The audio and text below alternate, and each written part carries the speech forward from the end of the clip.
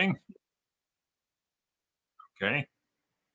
And then let's share some screens because a lot of great visual presentations that we have for you tonight. We're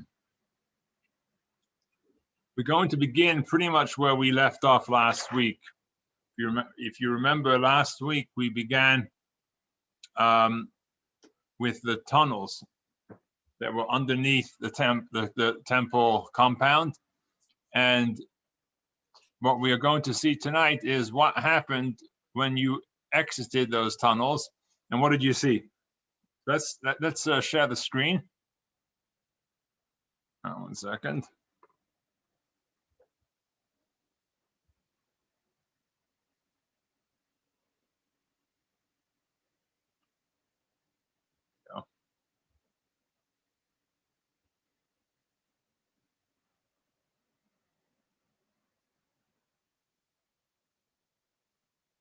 Okay, and what we're going to do is we're going to keep the screen on throughout the show, throughout the class.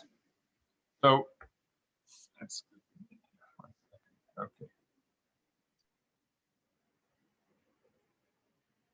Okay, let's begin right over here. So, we have over here these oops, a few more people coming on. Okay. So if you notice, this is a temple compound with and what you see to the left of the screen where those two circles are, those are the two entrances that came up from beneath the temple compound, but where people entered through those tunnels we discussed last week. So this is what you would see when you came up from those tunnels and you emerged into the temple compound. You can just imagine what an amazing sight beheld you. Okay, and here again, another view from the tunnels. People entering into the temple itself.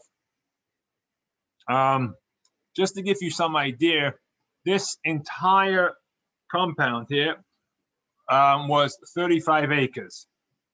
Okay, it's the size. My Chabad house sits on 2 acres, so you know I'm trying to give you some example of what 35 acres would look like. But think of a massive. I don't know. I can't even give you a good example of what that would look like. Anyone can give me an example of 35 acres? Anybody? Okay, probably a really, really big shopping center, if you can do that.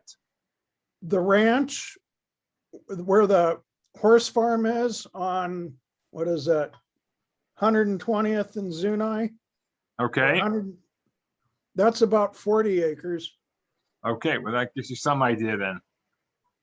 Now, as we're going to find out that this whole area here had many purposes, not just for the temple itself, but it was almost the center of Jewish life for Jews who would get lots of things done, whether it was a place where they needed to store their lulavim for the Shabbos of Sukkot. Also, there was a room to store weapons in order to defend the holy temple. God forbid there was an outbreak of a war. There was also a place to study.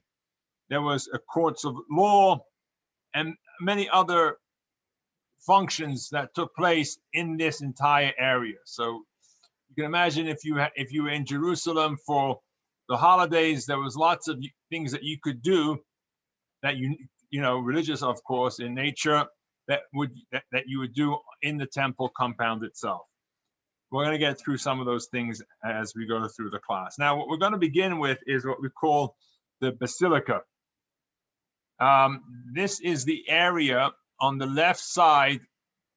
Let's go through some of this. Okay, actually, a few more slides before we get there.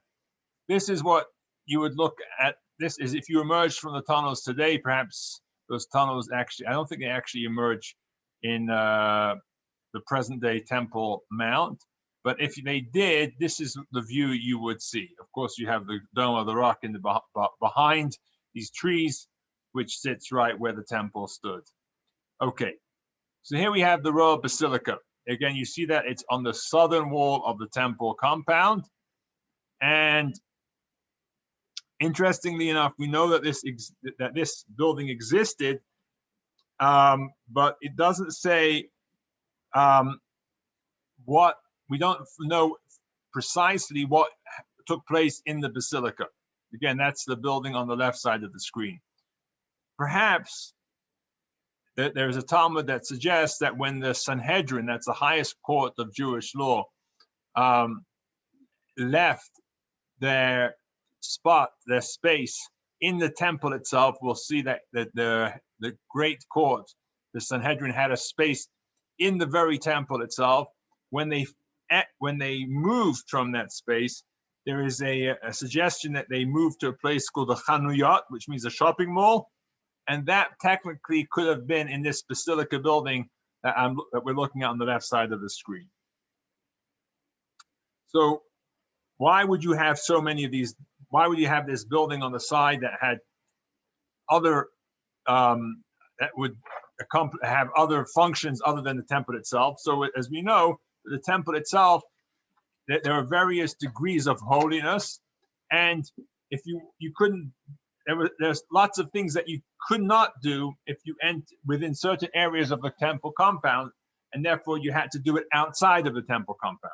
And let's just review us inside text number 1. It says one should avoid showing disrespect to the eastern gate because it is in direct line with the holies of holies. A man should not enter the temple mount with his staff, or with his shoes on, or with his wallet, or with his feet dust covered, nor should he make a shortcut.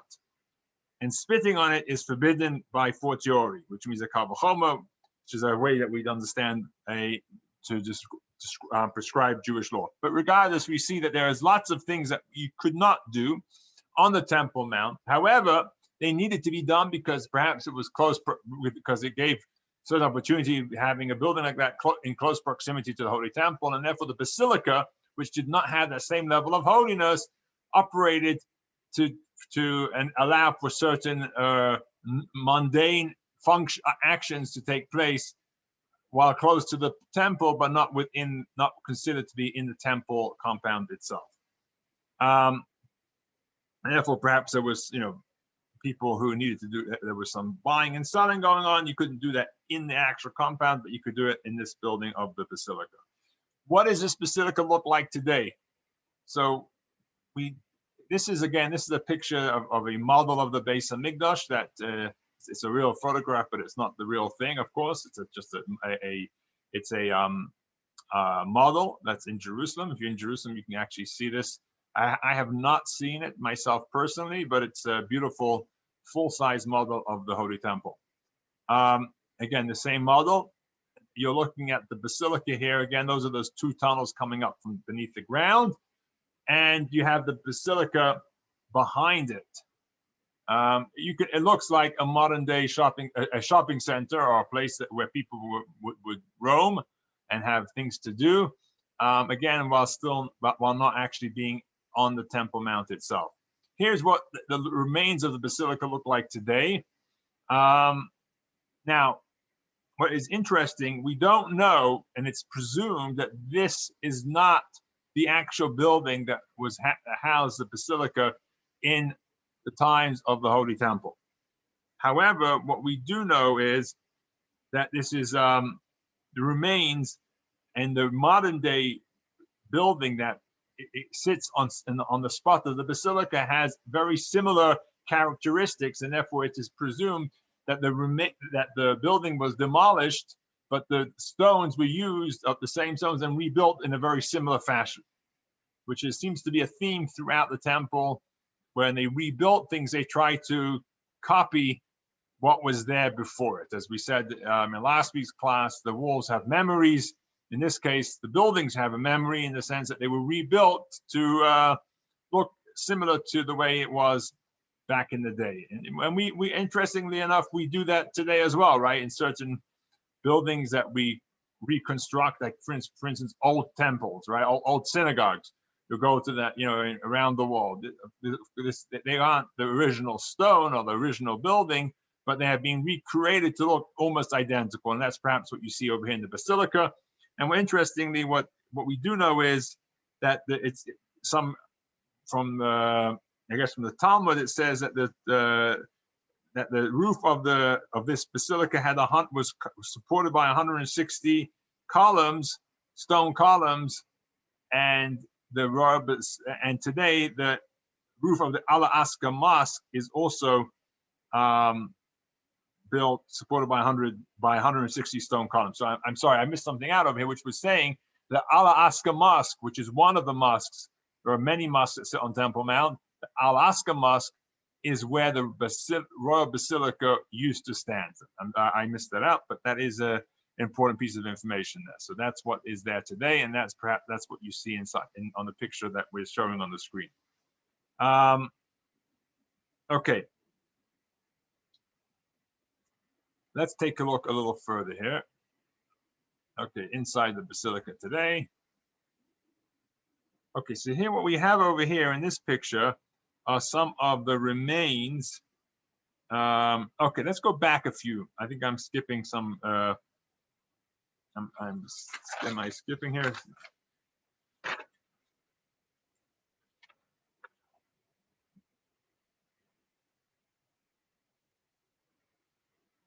Yeah, I skipped something here. Let me go back a bit. I skipped a few. So what we.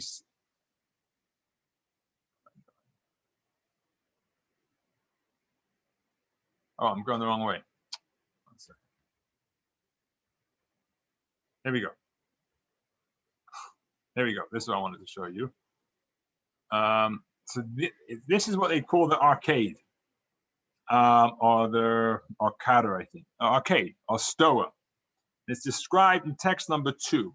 I'd like to look at text number 2. It describes this very interesting set of columns, like an arcade, that surrounded the entire Temple Mount. And we know that Herod extended the Temple Mount considerably. And when he did, he built this beautiful arcade that surrounded it. And as we saw in other pictures, it went on all 4 sides. So text number 2 describes the beautiful columns, and just to say, the pillars of one entire stone, each of them was white marble, and the roofs were adorned with cedar curiously graven. The natural magnificence and excellent polish and the harmony of the joints in these places afforded a prospect that was very remarkable. Nor was it on the outside adorned with any work of the painter or engraver. So basically, you had this beautiful, beautiful plaza surrounded by these pillars. And really, I mean, you got to be in awe as you probably came up and just saw this magnificent sight that befell you as you entered the Temple Mount compound. So what do they have today left of the basilica? Again, I said that's where the Al-Aqsa Mosque is today. So that's what we have. Here you have a few engravings, that a few pieces of stone that have been found. And again, it's assumed by archaeologists that these actually come from the basilica itself. It says, one of them, it says the word Zakanim, which means elders. Another one, it says the word Bayit, which means house. So you have a various of, another one actually reads the Beit Tekiah, the house of blowing. So here, again, these are all pieces of stone that were found. The bottom one looks like carbon. Yeah, that does look like carbon, right? Yeah. Doesn't mention that here. It could be. Doesn't mention that here as being a carbon, but there is maybe what we're not seeing here, the words Beit Tekiah, and what is thought to be here is a house of trumpets, which means a room where the house the trumpets. And then text number 3, it talks about the many different types of trumpet sounds that were blown and blasted at different times during the temple, during different temple services. So we see that if they probably had a home where all these trumpets were kept, as we'll soon see later on. Everything was very neatly organized. It's actually, there was a room for everything. Quite amazing. I mean, it seems almost impossible that once you get into the nitty gritty details of how such a compound would have so many different compartments, but actually not the compound, the temple itself, but there were many different rooms, and each room had a different purpose, and therefore this Beit Tekiah seemed to be the room that housed the trumpets that they needed for many different occasions. Okay.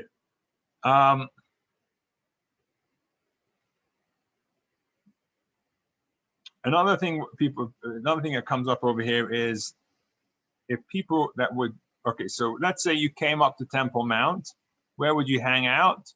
This is perhaps one of the places that you would hang out. It was, so here, this is the Temple Mount compound, right? So, let's say you went up to Yerushalayim, it was the holidays, and you wanted to see the Beis Hamikdash. You wanted to take it all in, but you didn't have any business. You weren't offering a sacrifice. You just wanted to take in. You had traveled for many, many days, maybe even months, to come and see the Holy Temple in Jerusalem. You visit it, you're like a tourist. You want to see it. Where can you go? Where do you hang out? Where's your space? Well, depends really if you want to bring an offering. Obviously, you can go right inside. But actually, where most people would hang out is on the north and south side of the Temple Mount. That's where most people would go. Okay. All right. Now, how would you know how far you can go and how far you can't go? In other words, there was obviously the closer you got, the greater the holiness, and maybe you needed to step back and not enter into the holiest space of the temple itself. And so what you have over here is a little gate that would stand up that would tell people, till here you can go and further you can't. Now let me show you what you're looking at over. This is really interesting. If you see you see right beneath the stairs, you see these little walls, and on top of each wall, it looks like there's something protruding. But this wall is called the soreg. On top of this is an engraved piece of stone that warns people, do not go further. Interestingly, the sign we're going to see is a fragment that seems to come from this wall, was written in Greek.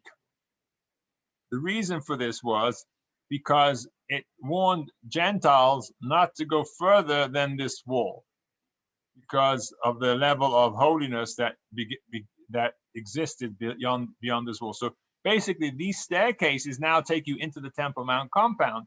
So while a Gentile was welcome to come into the temple, the temple compound, they couldn't go up these steps into the temple itself. They were welcome to come and see it. They could even bring an offering, but they couldn't enter into the temple itself. Interestingly, when the Romans, I think, was the Greeks invaded the temple, right? That was around the story of Hanukkah time. They broke down these walls. They were offended that there was a differentiation between Jews and Gentiles and who could enter into the Temple Mount. The temple itself, I'm sorry, not the Temple Mount. The Temple Mount, anyone could enter. And they broke these down. They made a deliberate attempt, they deliberately broke it down in their contempt for the separation. When the Hashmonaim regained the temple, they repaired it. And actually they made a law that whoever passed this barrier had to prostrate themselves, thanking Hashem for the miracle of regaining the temple from the Greeks. So it's it's kind of interesting. Let's take a look at some more pictures of this. So here you have the warning signs I mentioned to you, they're in Greek. Why? Because they had to be read by Gentiles, who obviously that was their language, which is quite, I think is very beautiful in a way, because it, clearly the Greeks people who came to see the temple came because they recognized its holiness. I doubt they were offended by recognizing that they were not allowed to go further than certain areas in the temple that was meant just for the Jews. But it's beautiful that they were given a warning in their own language that they could read, making them feel welcome, that this is something that is for their benefit. At least that is the way I see it. Okay, here's it.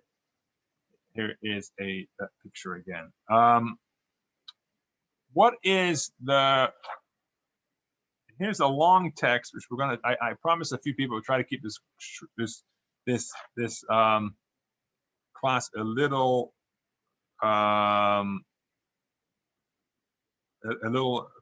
shorter in time. So the next text, which I'm pointing out to you, is in text number, it's a long text, text number, let's see, text number 5. Now, in this text, it's a piece from the Likutei Torah, which was written by Rabbi Shneur Zalman of Liat. Actually, it wasn't written by Rabbi Shneur Zalman. It was recorded recorded talks that Rabbi Shneur Zalman, the first Chabad Rebbe, gave. And very briefly, what he's saying here in this long text is, one of the things that we yearn for is the opportunity to rebuild the temple, right? So much of our prayers are all about the coming of Mashiach, rebuilding the temple. But within the rebuilding of the temple, within that the desire, it says there's a prayer that we should be able to bow down to Hashem as we did when we had the temple. So the obvious question is, why do we need the temple to bow down to Hashem? When if I want to bow down, I can do it in my living room. I don't need a temple, right? That's the question that Rabbi Shneur Zalman asks. So he says a beautiful thing. I encourage you to read this inside, but he basically says it's not the same thing. He says the bowing down that they did in the temple was almost we can all bow down whenever we want, and indeed it does show a certain amount of bittul, of self-nullification before Hashem, before God. In fact, we do bow down on Yom Kippur. In fact, we do bow down in Modim, the prayer we say during the Amidah. We should give a little bow, but it's not the same thing. The bowing down that took place in the temple was brought about by the enormous spiritual realization that person felt being in such awe before the Almighty God. And that was such an amazing awe. The bowing down almost happened by itself, in the sense that it manifested itself in a physical bowing down to the ground, but it actually also expressed itself in a spiritual bowing down before Hashem. In other words, the person literally felt not just they're physically bowing down, but they are spiritually, so to speak, subservient to Hashem. And the Alter Rebbe says that this is not something that one can feel today. One can physically bow down, but one cannot have that awe that one felt in the temple by bowing down in today's present time, because one doesn't have that spiritual energy that came from the temple that caused the person to bow down, not just physically, but spiritually as well, internally as well. And that's why we yearn in the prayers for the temple to be rebuilt, for the opportunity to bow down. In other words, the opportunity to really feel godliness to the point where we want to bow down. That's not just an expression of the physical feeling, but that spiritual feeling of subjugation, of selflessness before Hashem. Okay, so that's that text that I just pointed out to. Hopefully one day we'll be able to have that feeling again with the coming of Mashiach. Rabbi, can I ask you, was that similar to it says the Kohen Gadol on Yom Kippur, when he would pronounce Hashem's name, would kind of come through him? Yeah, I think so. But I think I think Yom Kippur was probably of an even more intense spirituality. I mean, it's a whole another class. The spiritual energy of Yom Kippur is and the bowing down that took place. There's a beautiful song that comes to mind that was recently released, that it's actually said comes from the Yom Kippur prayers, that kind of almost taps into a little bit of the energy of the bowing down that took place in the times of the temple on Yom Kippur. Very special, very, very special. But I would say that was unique. But even without Yom Kippur, on a regular day, you were able to feel a little bit of that caused the people to want to prostrate, bow down before Hashem, before the temple. So what we see here is a sarag, as it's known, and then you have the chel, the sarag, and then the chel is the space between that wall and the temple wall, between that small, short, the lower wall that you see people going through, and then the temple, the steps itself. That was called the chel area. There's actually a photo that has, it looks like a little bit of, it's a very blurry picture, but it seems to show something that, I guess, I'm just guessing here that some of these pictures are very old. And perhaps you could say that when the Arabs built the mosque on Temple Mount, they didn't mind leaving over some remnants from the Temple Mount, from the days of the Herod's temple, and it maybe even served their purposes. Later on, those remnants were removed, and that's, I think, what you're seeing here in this picture. Very blurry. You can see a little bit of a wall beyond that tree. Can you see it? I think that's the wall that we saw earlier in the colored illustration. Okay, let's move along here. Okay, now we come into the temple itself. Okay, you see that in this diagram here, the white space. Now we're entering into the temple itself. This is the next level of holiness. If you went through those walls, we saw those staircases that we saw earlier. You came into this first space here called the women's gallery, the women's courtyard. Okay, and then there, of course, there are other there beyond that is the other rooms that are called the Azara, the Ulam, and the Kodesh HaKadoshim. Okay, so let's take a look at the women's courtyard, and we'll discuss. Here you have it. Here you see it. Next slide, we'll highlight it. There you go. Beautiful. That is called the women's courtyard. The women's courtyard, and you see there are 4 chambers. We're going to go through all of those 4 chambers. This was holier than the chel. Remember the chel, as you can see it. Oh, very good. You see the sarag over here. I don't think you see my mouse, right? You don't see my mouse, but you see the wall, the small wall around, right before the steps of the temple itself. And then you have, that was the sarag. That was called the chel. That was again level 2 holiness. That was the next level up. Gentiles couldn't go beyond into this area. But now you entered through the steps of this building that's highlighted, and you enter into this beautiful, magnificent courtyard called the women's courtyard. Okay, and they have the 4 chambers, which we'll talk about what they are. Okay, what was a courtyard used for? So let's go to the next slide. Here we have it. This is very beautiful what you see over here. You're looking from the women's courtyard into the actual the main building of the Beis Hamikdash, where the sacrifices were brought. But you now look where you are right now is in the women's courtyard. Then you have these steps going up to a platform, and the platform, as you can see, there's someone standing on the top of the platform, and there are people blowing trumpets. Those are the Levim, and the people next to them are the Levim also, who are singing.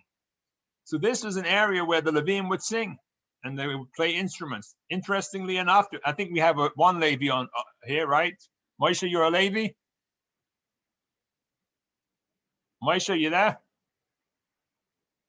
Okay, Moshe. Yes, I'm a Levi. Yeah, so that's where you need to know this, Moshe. Because when Mashiach comes, that's where you're going to be standing. Right up there. Okay? I'm 63 years old, though. That's okay. You got a beautiful voice. Thank you. So that's where you're going to be standing. Okay? But the truth is, actually, if you had a really good voice, or if you could play an instrument really well, you could get you could also perform, because this was not a sanctified area. Israelites were able to go here. But okay, let's back up. What is the women's courtyard used for? In this picture, we see that it's used for the Hakal gathering. Once every 7 years, there was a Hakal, and the king would come and read the Torah as prescribed in the book of Deuteronomy. Okay, another, and more often, it was used as the place where they did the Simchas Beis HaShe'eva. Okay, Simchas Beis HaShe'eva is, here's another beautiful picture. Here you have the king reading the Torah on top of those steps. It's actually a platform. I think, I'm not sure if this was made specially for the occasion or not. Regardless, this is the temple courtyard. It's very interesting, by the way. I want to just point this out. You know, there are different models of the Beis HaMikdash, and some of them make the Beis HaMikdash look really small, and some of them, like this one, makes the place look massive. So this looks like a really big courtyard. Okay. Now this is the next. What this area, the women's courtyard, was used for was every year on Sukkot, there would be a very big celebration called Simchas Beis HaShe'eva, translated to mean the Simcha of the water carrier, carrier. I think I'm saying that wrong. The water drawing. Thank you. The water drawing. Text number 6 describes this. Who'd like to read text number 6? I'm going to take a little break right now. Please take it away. Anyone can read text number 6. Whoever's first, take it away. This describes a Simchas Beis HaShe'eva, which, by the way, is a celebration we replicate today, although not necessarily with the water, but with fire and with music and with dancing every year during the holiday of Sukkot. I'll do it because it's my birthday. Beautiful. Mazel tov, mazel tov. Happy birthday to you. Happy birthday. No, not today. I mean the second day of Sukkot. Oh, got me excited there. Yeah. All right. He who has not seen the rejoicing at the place of the water drawing has never seen rejoicing in his life. At the conclusion of the first festival day of Sukkot, they descended to the court of the women, where they had made a great enactment. Men of piety and good deeds used to dance before them with lighted torches in their hands and sang songs and praises. And Levites without number, with harps, lyres, cymbals, and trumpets and other musical instruments, were there upon the 15 steps leading down from the court of the Israelites to the court of the women, corresponding to the 15 songs of ascents in the Psalms. It was upon these that the Levites stood with their instruments of music and sang their songs. Okay, beautiful. Guys, just imagine that going on with the Beis HaMikdash in the backdrop. Amazing. And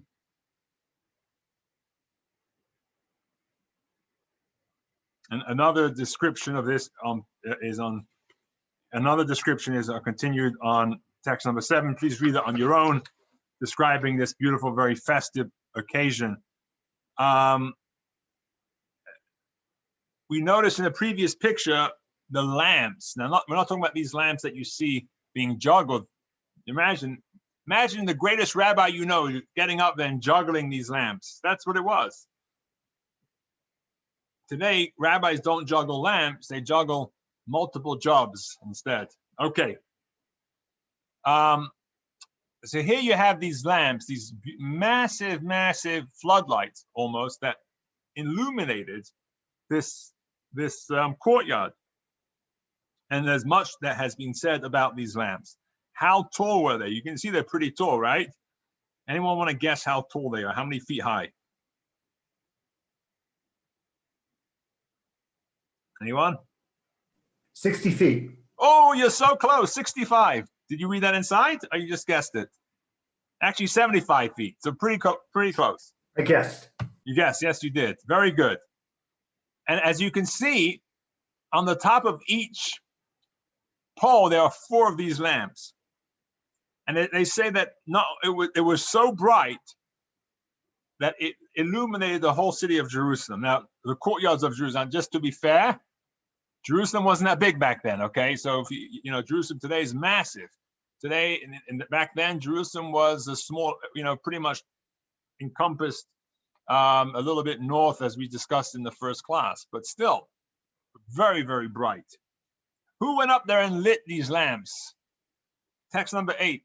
Maisha, you just said for us, you gave us a correct answer. You get to go for text number 8. Okay. There were golden candlesticks with 4 golden bowls on top of each of them, and 4 ladders to each, and 4 youths drawn from the priestly stock, in whose hands were held jars of oil containing 120 lug, which they poured into the bowls. From the worn-out drawers and girdles of the priests, they made wicks, and with them they kindled the lamps. And there was not a courtyard in Yerushalayim that was not illuminated by the light of the place of the water drawing. You can imagine, you know, no one got much sleep back then. And it was a true simcha, a true beautiful festive occasion. And it says in text number 9, there was not a courtyard in Jerusalem, Yerushalayim, that was not lit. Says the Talmud on these words, a woman could sift wheat by the illumination of the water drawing. Wow, that's pretty bright.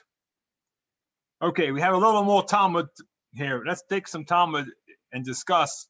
The rabbis want to know, I'll say this to you outside, how brave and how strong were these young lads? In Hebrew, it's called the Pirchei Kohuna. The young lads, priestly lads, how strong were they? Because they had to get the oil up onto the top of the lamps. So how did they do this? How do they manage? The Talmud says, if you read this in text number 10, I want to know how strong they are. So they say they were stronger than the son of Martha, the daughter of Matthias. Well, who is he? Well, he was a really strong man. Why? Says the Talmud. I'm reading this in text number 10. Martha, the daughter of the son of Martha, the daughter of Boethius. I'm not sure how you read that, but Boethius, we'll call him Boethius. He would take 2 sides of a huge ox, which cost 1,000 zuz, and walk with them heel to toe. He could do that. That's pretty strong, by the way.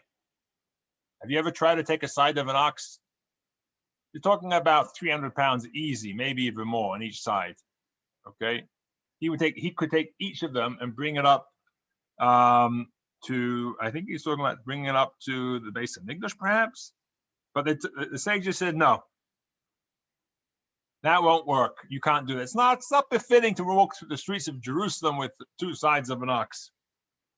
Actually, they were very careful to make sure that animals were kept wrapped up, even after they were slaughtered. That's another subject. So how do we know that these young men were even stronger than the son of Martha, the daughter of Matthias? Because that would make them pretty massively strong. They were stronger than that. So the Talmud says, no, they weren't stronger necessarily in their ability to carry as much as this man carried, but rather they were able to. They were skilled in carrying enormous amounts of oil up a ladder. Excuse me. And if you look in, this is 4 lines in the end of text number 10. That a ladder that is very steep. How steep? For every vertical ascent of 4 cubits length, the ladder that moved only 1 cubit forward horizontally, so that the ladders were almost perpendicular to the floor. So you're carrying up this amazingly tall ladder, 75 feet high, literally almost going straight up, while carrying enormous jugs, 20 lugs of oil on your shoulders. That was a skill that made them more superior than this big strong man, the son of Martha, the daughter of Matthias. Okay, I find it fascinating just that the Talmud goes into the intricacies of knowing how strong these young men were. But I guess the Talmud wanted to know, guys, how did you like that? How did you light that massive lantern? And so the Talmud has to describe it for us, and that's exactly how they do it. Okay, let's move right along. How much is a lug? Or, you know? I don't know. I was hoping you wouldn't ask that. Sorry about that. I don't know. It's, let's just say it's a gallon, right? It's not a small measurement. In the time, but it was a decent amount, right? It wasn't like taking a quart. It was probably at least a 5 gallon. I had to be something considerable because they weren't going up. They weren't necessarily. Anyway, I don't want to make any assumptions. The Talmud takes it very serious that it was a lot, but the bigger what makes these young men most skilled was not how strong they were, but how they were able to balance this amount of oil while going up a ladder that was almost straight up. Okay, that's really what the Talmud wants us to understand. Now, what else do you see over here in this picture? You see the women's gallery. So it was a women's courtyard, but it was also the women's gallery. It was the women's gallery because up until a certain point, there was men and women during this very festive event. And as you can imagine, when there's men and women during a festive event, not such good things can happen, even in the temple. Yep, even in the temple. So the rabbi said, okay, we got to separate the masses, the men from the women. And the women went upstairs in what's known as the Ezras Nashim, the women's balcony, and the men stayed downstairs. And that took care of the mingling problem, at least during this celebration. And it's said that from this became the example of the synagogues for thousands of years that have women's balconies upstairs. It imitates the temple that first created. It's interesting. This was, in other words, women weren't always separated from the men when they prayed. They were during a certain point, and that became the norm for synagogues till today. Although today balconies are a little old-fashioned. Now you have the shul set divided into 2, women on one side, men on the other. Okay. Now we said that there are. We showed here the major events that took place in the women's courtyard. Let's go along and talk about these 4 chambers that were in the women's courtyard. Again, okay. Oh, very nice. Here you see a picture of the women overlooking the festivities of the women's courtyard. Okay. Okay, now we have those 4 courtyards, those 4 chambers in the women's courtyard. By the way, why was it called the women's courtyard? It was called the women's courtyard before it was called the women's gallery, because that was where women were allowed to go till. There were various offerings that women would do in the bring in the temple, but they weren't able to go past the women's courtyard. And later on, but that's where they were able to go. And during celebrations, they went up above to the women's gallery overlooking the women's courtyard. Okay. Let's take a look at these 4 chambers. And as we go through them, you'll see them highlighted because that will be the chamber we are talking about. So here we go. The first courtyard. Anyone want to tell me where this is? This is on the, let's see, who could tell me what would be the correct north, east, south, or west corner? What is that? Northeast. Northeast is correct. Very good, Alex. Yes, the northeast chamber. Okay, what is in this one? This is called the Lishkat Ha'etzim, the wood chamber. Why was there a wood chamber? There you go, a wood chamber. They inspected the wood for any rotting wood or worm infested wood that would be unfit for the altar. Now, we're going to talk about the altar next week, but there was a lot of wood that was needed to keep the fires burning, and this looked like a pretty big room. By the way, it's purposely made to scale, so this is not like a kid's drawing that where the people are miniatures by accident, but this is purposely done so it looks actually the men, consider them 5 foot, 5'5", 6 foot, or what they would look like in real life. Okay. Chamber number 2. Rabbi, Yes. So if there was like wood beetles inside the wood, you really couldn't use that on the If it altar? was really infested, you couldn't use it, correct? Yeah, Wow, thank you. yeah. Creepy crawlies are a no-go for purity. Okay, it says, yeah.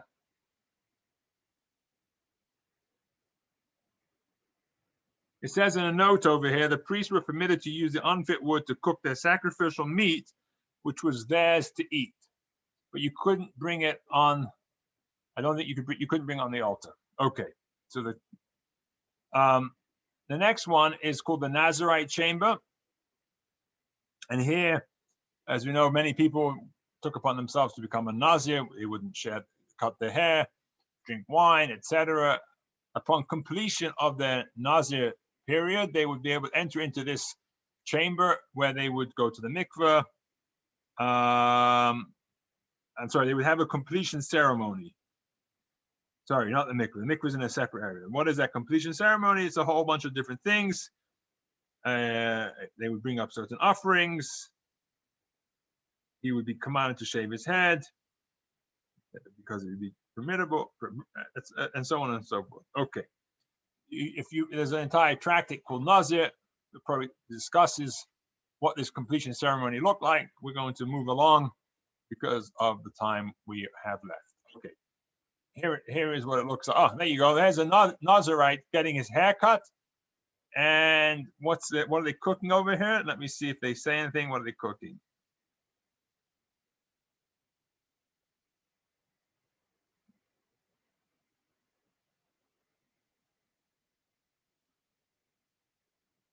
Okay, because it's in the picture, let me explain this to you. In this chamber, the Nazirite would shave off his hair, which he had let grow for whatever the period was, and throw it into the fire under the big vat that was there. In this vat, the meat from the peace offering that he had brought was cooked. Now, I'm not sure if he brought it. No, he did bring it. Sorry, he did bring it. The cooked meat of the peace offering was given to the Kohen, and the rest of the meat from the offering was for the Nazirite. Okay, there you go. All this was done in this room called the leper's chamber location. No, that was the Nazirite chamber location. Room number 3 was the leper's chamber location. And here again, the leper, as we've said, it was is a leprosy. It's a spiritual malady that came upon a person who spoke slander or other spiritual ailments that produces this leprosy look like, and he would be examined in this room. Okay. Once he was called a leper, he would have to leave the room and go through his isolation period. Okay. What did it look like inside? Oh, in the end of this, at the very end of his leper, when he would come back and regain his regular status and become pure, he would go to the mikveh that was inside this chamber. I think you could see the people through that door in looks like sheets, that them entering the pool of water, completion of this leprosy process. Okay. Okay. Chamber number 4. Alex, where are we? What side of the Beis Hamikdash are we? What is this? Chamber number 4. Southwest. Okay. All right. What's going on inside over here? This is what. Let's see if anybody can guess. What's inside these jugs?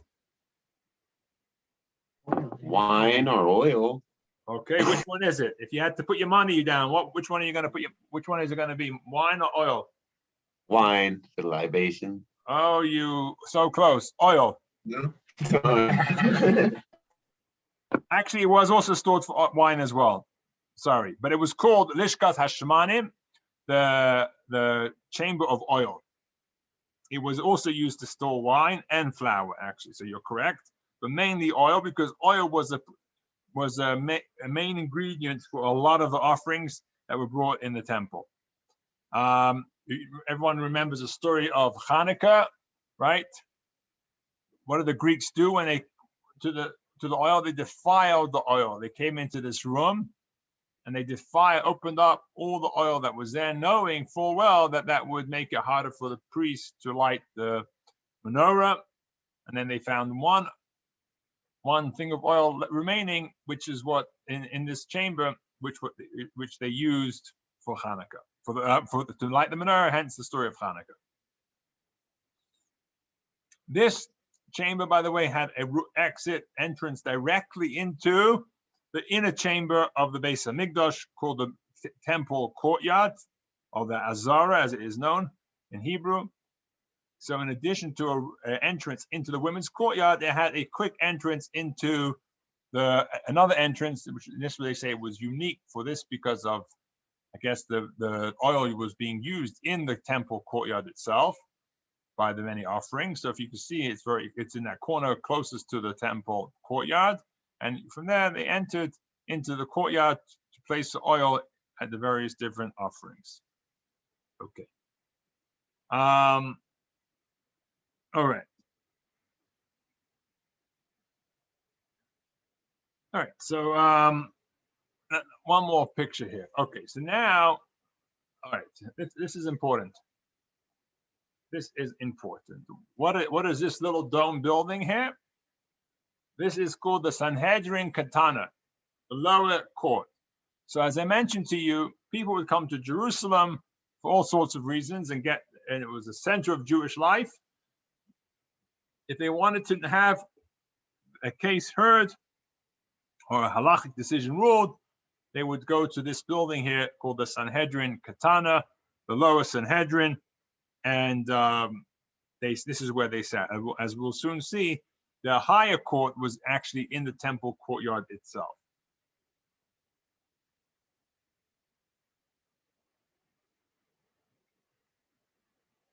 Interestingly, there was another court. There were 3 courts in the entire temple compound. So the one was outside the Shushan Gate. The Shushan Gate was on the east side of the temple compound. If you remember, we discussed that yesterday. There was already a court there.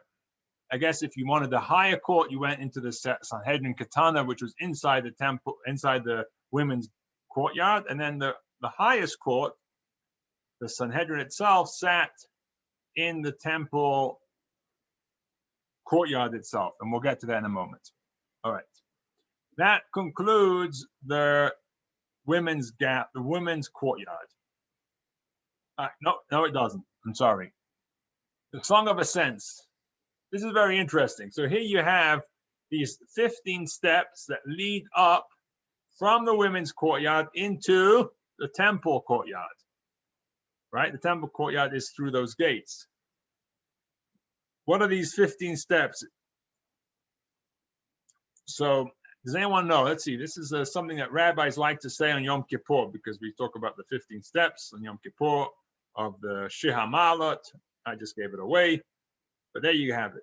The 15 steps are the 15 steps of ascent that King David talks about in his service to Hashem, each one climbing a more spiritual height. And these 15 steps are mentioned, are not illuminated, are, what's what I'm looking for? Anyway, these 15 steps correspond to the 15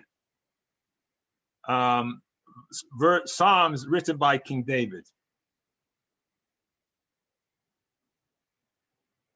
It says over here that the 15 steps will actually correspond to the foundations. Oh, I'm sorry. It says over here that the Song of Ascents, the 15 chapters of the Shir HaMa'alot, the Song of Ascents that were sung by King David, was said by King David as he dug the foundations of the Beis Hamikdash. Wow, I didn't know that. Wow. So we know that King David did not actually. We know that King David didn't actually build the Beis Hamikdash, right? He didn't merit, but he dug the foundations of the Beis Hamikdash. Interesting. This was, of course, many, many years earlier to the Beis Hamikdash that we're looking at, the Holy Temple, which was built by King Herod. Let's move right along. Text number 11 is the Shir HaMa'alot, the Song of Ascent written by King David. Okay. But those 15 steps correspond to the 15 She'amalot that King David said when he dug the foundations of the Holy Temple. Let's move along. Here you have the Leviim singing and playing songs, instruments. Now, where did they store these instruments? Here, if you see another picture, obviously the pictures aren't always similar one to another, although they're similar but not identical. Here you have these two little doors on either side of these 15 steps. Inside those steps led to like a basement. It's interesting. It seems like this is the only subterranean level of the temple in the temple itself. There's of course all the tunnels beneath the Temple Mount compound, but the temple itself did not have much subterranean level except here. These are two subterranean, this is two basement areas, or one basement area that stored all the instruments. That makes sense. You need a place to store instruments, right? Interesting. Everything was on site. Nothing was trucked in or brought in from outside the temple. So it makes sense for that. Okay. Rabbi, Yes. so when they those little side entrances, were the women allowed to actually enter into there, like let's say during a prayer time, just to be closer to the? I don't think so. It doesn't. It looks like this was just a storage room.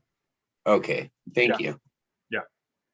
Maybe if I don't think it wasn't. I don't think it had any special additional holiness than anywhere else in that area. But it was a storage area for the instruments. Okay, and here again you can see it in the diagram exactly what we're talking about. All right. Now this is an important piece of temple history, and this is the gates that led from those 15 steps up from the women's courtyard into the temple courtyard. And here you went through these gates called the gates of Nicanor's gate. What is the story with these gates? And there's a story of in text number 12. That's just because we're running short on time. Actually, let's read this. This is like kind of one of the who'd like to read text number 12. It's a story of Nicanor. It's a very famous story, so it's worth remembering and worth reading. Anybody? I'll read, Rabbi. Please take it away. Thank you. A Song of Ascents. No, wrong one. Oh, which one? I said 12. 12. This is the story from the Talmud of the gates of Nicanor. I guess I'm on the wrong text. Which page then? 42. Text 13. Oh, you have, is it text 13 in your book? Okay, then it Yes. starts on page 44. Okay, Okay. thank you. Nicanor experienced miracles with his doors. Our rabbis taught. What miracles happened to his doors? It was reported that Nicanor had gone to fetch doors from Alexandria of Egypt. On his return, a gale arose in the sea to drown him. Thereupon they took one of his doors and cast it into the sea, and yet the sea would not stop its rage. When thereupon they prepared to cast the other into the sea, he rose and clung to it, saying, "Cast me in with it." They did not do so, and the sea immediately stopped its raging. He was deeply grieved about the other door. As he arrived at the harbor of Akko, he broke through and It came broke up through. from- it broke through and came up from under the sides of the boat. Others say a monster of the sea swallowed it and spat it out on the dry land. Touching this, Solomon said, "The beams of our houses are cedars and our panels are berotim, cypresses." Do not read berotim, cypresses, but Brit Yam, i.e. covenant of the sea. Therefore, all the gates in the sanctuary were changed for golden ones, with the exception of the Nicanor gates, because of the miracles wrought with them. But some say, because the bronze of which they were made had a golden hue, Rabbi Eliezer ben Yaakov said it was Corinthian bronze, which shone like gold. Okay, but we're going to go with the first opinion that it was not painted in gold, decorated in gold, because they wanted to retain the original look, which commemorated and reminded everybody of the tremendous heroism and dedication that this man Nicanor had, and the miracles that came about as a result of it. when he brought these gates, these doors up from Alexandria. So fascinating piece of information there. And this story is brought up quite often in the Talmud, and I'm sure you'll come across it again in future discussions. Interesting enough that these doors were very heavy. It took 20 men for them to open them.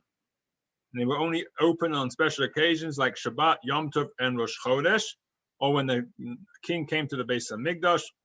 Other days, if you notice, there are two side doors off to the side of each of those two doors. People went through those doors.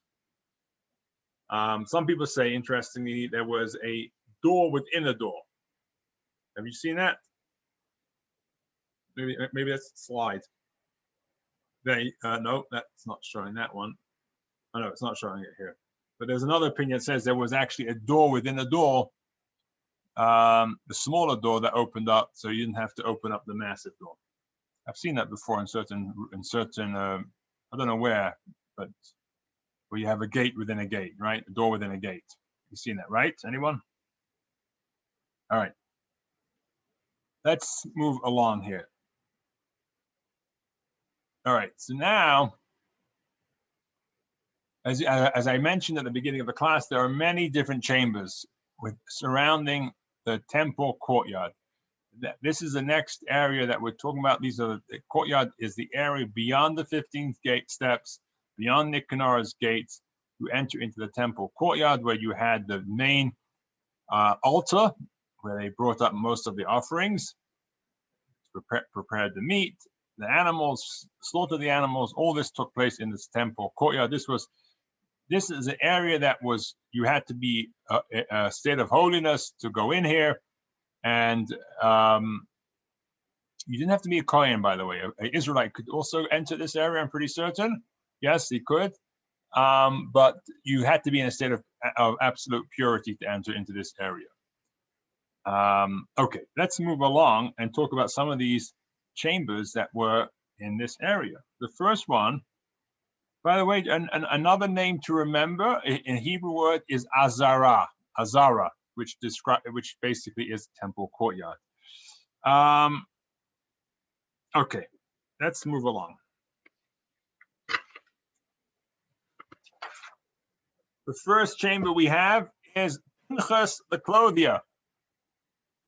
So you can imagine there were a lot of kohanim, a lot of priests and levim that needed certain clothing to wear during the temple service.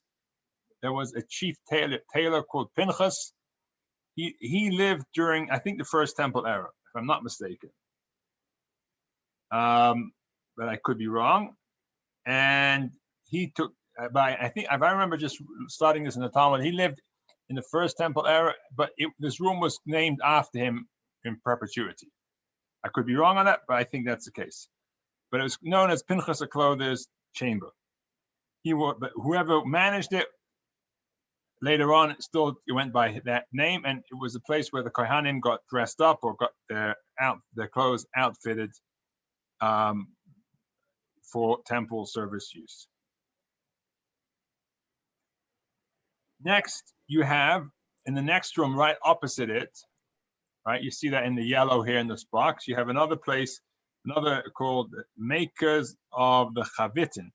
The Chavitin were 12 meal offerings that were brought daily, and they were prepared in this room right opposite where the Pinchas the clothier had his offices. Now, there were 6 more chambers on the easternmost part of the temple courtyard.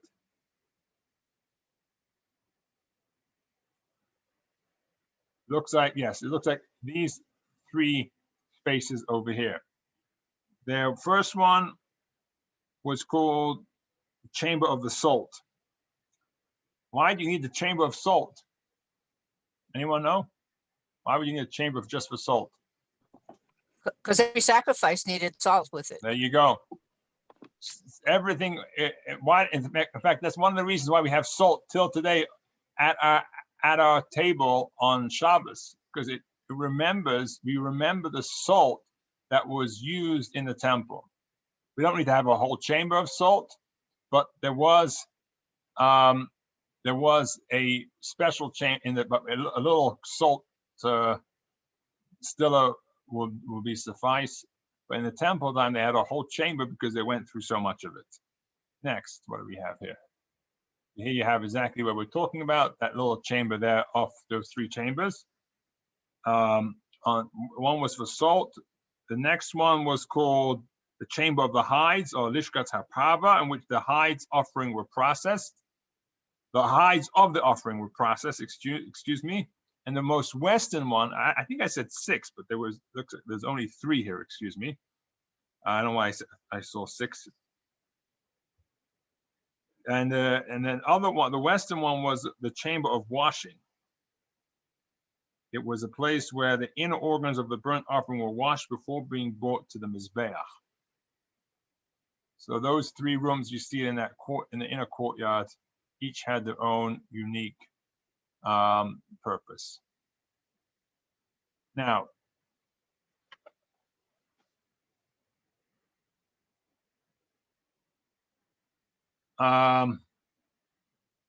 above here, okay, so this is an important area here. This is called the mikveh above the chamber, and here the Kohen Gadol would go up from this area, and on Yom Kippur he would use this space to go to the mikveh on 4 times on Yom Kippur.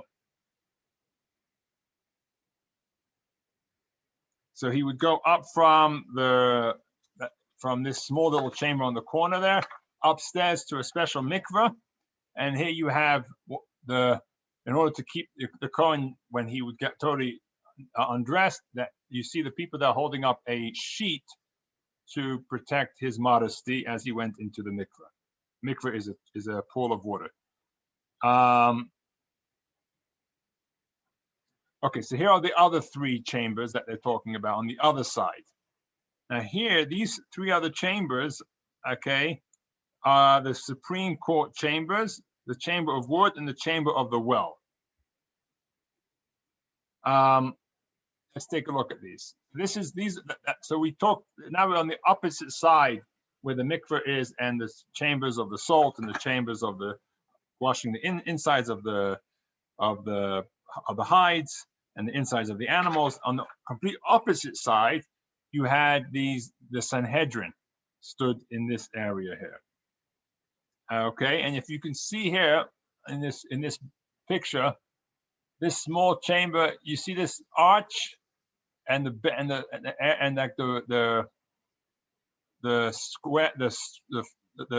straight looking bench. That kind of describes to you how the Sanhedrin would sit while discussing a case that was brought before them. So this is, you're looking at it from above. This is the Supreme Court overhead view. This is inside the Supreme Court. There you are. There you can see that it looks a little different from this picture. It also looks much larger, I should add. It even has a balcony on top. And here you have the Sanhedrin, the judges sitting in a circular fashion. Interestingly, today, if you go to many courts, they also sit in a circular fashion. Okay. What do we have next? Oh, inside this area, Kohanim, I guess in the morning when the Sanhedrin was not in session, the Kohanim would use this area for prayer. All right. Move right along. Okay, this is called the Lishkas HaEitz. This is a very important room, by the way. It's called the wood chamber, not because they stored wood. Remember, the wood was stored in the outer chambers in the women's courtyard. But this was called the chamber of wood because it was adorned in wood. This room housed the high priest for the week before Yom Kippur. He would have to stay an entire week in this room in preparation for Yom Kippur. And much is discussed about this week period prior to Yom Kippur. what would happen there, but it would prepare him spiritually. Interestingly, the commentators discuss what was the wood. We have everything we've seen till now has been made out of stone. Suddenly, the Kohen sits, Kohen Gadol, the high priest, before Yom Kippur sleeps and prepares himself spiritually in a room made out of wood. Anyone want to guess what is the symbolism of a room made out of wood as opposed to a room made out of stone in connection with Yom Kippur? Anybody? I guess it's a Acacia. acacia wood, like the Ark of the Covenant was made out of. Right, but so okay, fine, fair enough. Yakeda. Akeda, okay, fair enough. Also, good point. What commentators say is that wood is not a finished product, right? Stone is a finished product. It's unchanged. Yes, you can fashion it, but it's unchanged. Wood is something that grows from a seed to a sapling to a plant to a tree. It grows and grows and grows, matures with age, etc. And that kind of resembles the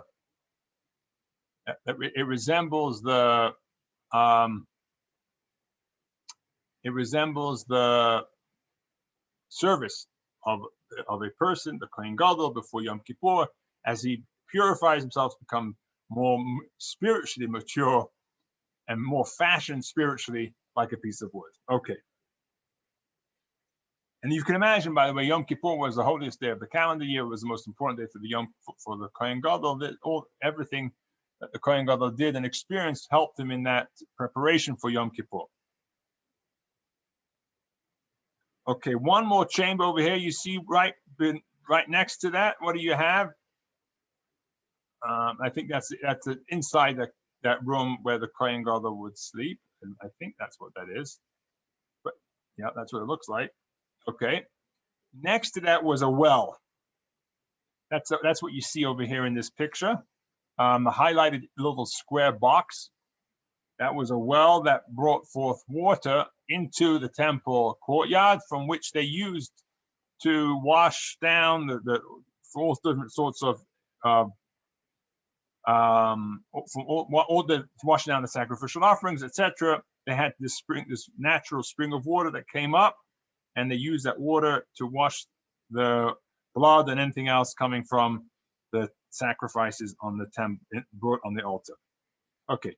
Now as you notice, on the north side, there is these other small rooms. We're going to try to go through them as many as possible in the next couple of minutes. I know this is a little tedious in information, but we'll just try to go through this as quick as possible. We move along to the north area of the temple courtyard. And here we have the first, called the Lishkas Hagazis. Okay, one second. Okay, here we have another picture of that. And 1, 2, and 3. Let's try and go through these. So here we have that area, these small rooms that are on the northern side of the temple. So the first one is Lishkas Beis HaMoked. This was a place that kept a fire going. Then you had, let me see, there's some more pictures of that. Yeah, this is the picture of that. A room where the Kohanim slept, actually. It's called the Chamber of the Hearth, and that's this dome-shaped building. Inside the Kohanim slept. It's to be noted that the Beis HaMikdash always had people either serving inside or watching it over 24 hours a day, 7 days a week. But those Kohanim whose shift it was to serve or to watch the temple needed a place to sleep as well. And this is their sleeping quarters. Fascinating. They slept on the floor, but as you see, there's a fire there to warm them as they slept. You can imagine the Beis HaMikdash being in Jerusalem. It was a very cold place, especially during the winter. This kept them warm during the winter months. Okay. The other rooms you have over here are as follows. One was called the Chamber of the Lambs. That's where the lambs were inspected and approved for sacrificial offerings. Another chamber was called the Chamber of the Showbread Makers. There you go, in the southeast corner. We have oh, there we go, Chamber of the Lambs. Look at that. Fascinating. Imagine you had a room like that in your temple. All right. Here you have the showbread. The showbread actually was a real skill to make this bread. And here is where they did it inside this other small little, well, it's not so small, this chamber on the north wall of the Beis Hamikdash, the temple courtyard. Here you had a chamber of, I think, I'm trying to,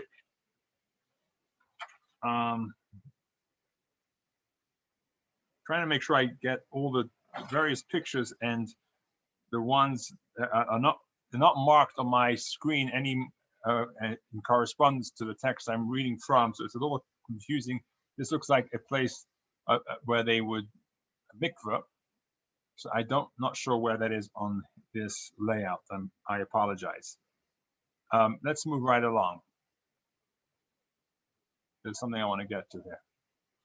Lishkas Avatinos. This is an interesting piece of information here. So who was Avatinos? This is a name that comes up in the Talmud quite often. Avatinos was a family who knew how to prepare the incense.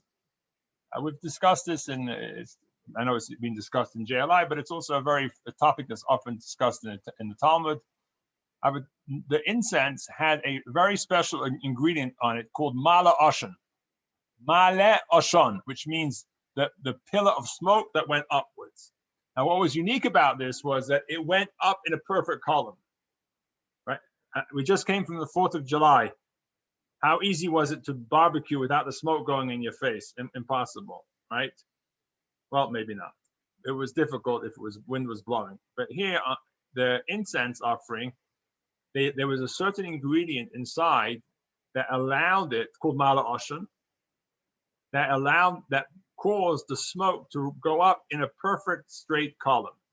Now, this was a secret ingredient that only the base of Atinos, the house of Atinos, knew, and there's a story about that they didn't, they wouldn't let anyone know what that secret ingredient was, etc., etc. But regardless, this is where they prepared that incense in this room called the Lishkas Avatinos. All right. Text number 13 describes the incense offering. All right, so you can imagine it was quite a complicated mixture of spices and herbs and other ingredients all put together in this special chamber. Text number 14, a guy called Vendell Jones writes about, I think, a discovery made in connection with some of the plants used for the Ketoret offering. So I think actually what we saw earlier, I'm going to go back. I think this picture here might be a little out of place. This is the mikveh used by the Kohen Gadol, I believe. I could be wrong on that. No, this is the South Wall mikveh. 1 second. Okay.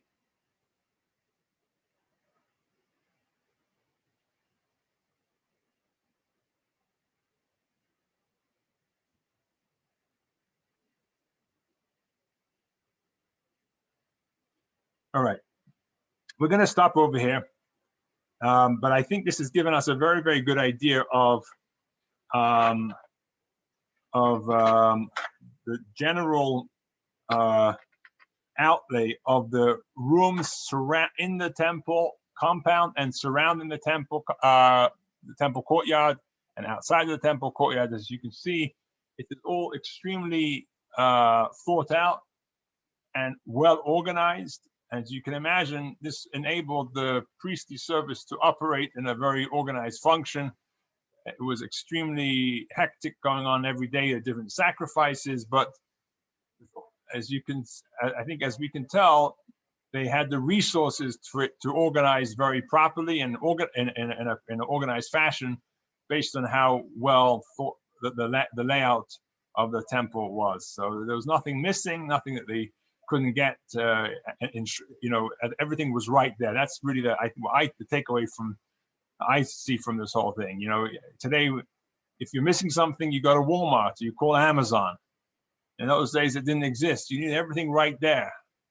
And all the rooms around the Beis Hamikdash function to service the offerings that were brought up, and you didn't have to go outside of the temple itself to get anything. Wine, you got it. Salt, you got it. Washing the animals, you did it right there. Everything was right there. Amazingly organized for a structure that was built thousands of years ago. Let's hope that we can be that organized in our physical life, our spiritual life, and once again, hopefully very soon, we'll see the rebuilding of this beautiful Beis Hamikdash. May Mashiach come, may be built speedily very soon. So thank you all for joining us. Amen. I hope Thank you, Rabbi. this has been That's great interesting. class. Thank you, Rabbi.